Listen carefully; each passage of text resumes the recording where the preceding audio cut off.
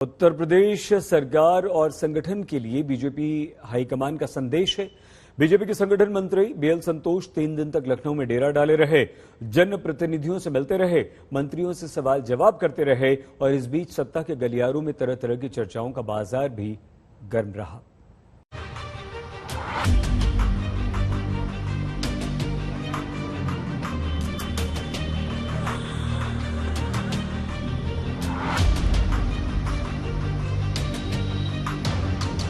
लखनऊ के बीजेपी दफ्तर से जब स्वतंत्र देव सिंह के साथ पार्टी के संगठन महामंत्री बीएल संतोष बाहर निकले तो तमाम सवाल छोड़ गए।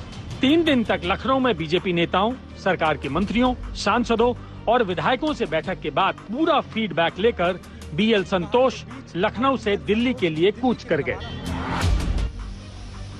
लखनऊ के बीजेपी दफ्तर में लगातार तीसरे दिन सरकार के मंत्रियों, विधायकों और सांसदों का रेला लगा। कृषि मंत्री सूर्य प्रताप शाही पहुंचे, सिद्धार्थनाथ सिंह पहुंचे, स्वाति सिंह पहुंची, ब्रजेश पाठक पहुंचे, मोहसिन रजा पहुंचे, सांसद कौशल किशोर और विधायक पंकज सिंह भी पहुंचे।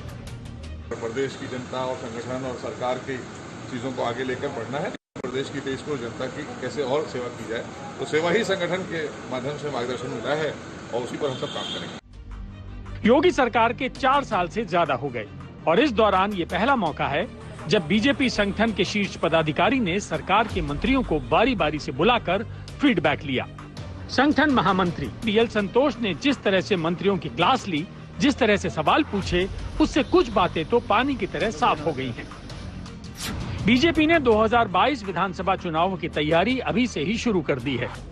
चर्चा ये भी है कि बीएल संतोष ने आरएसएस के लोगों से भी मुलाकात करके उनसे सरकार का फीडबैक लिया है। चर्चा ये भी है कि यूपी में मंत्रिमंडल विस्तार होना है।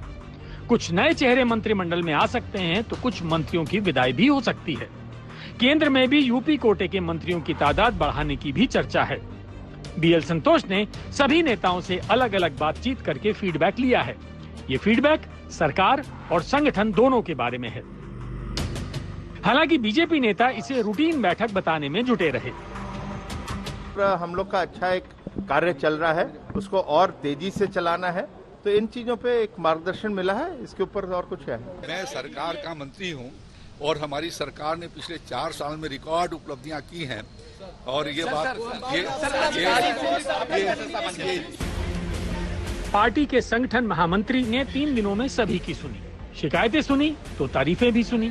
अपनी रिपोर्ट लेकर बीएल संतोष लखनऊ से चले गए, लेकिन फिजाओं में परिवर्तन की बात समेत तमाम अटकलें भी छोड़ गए।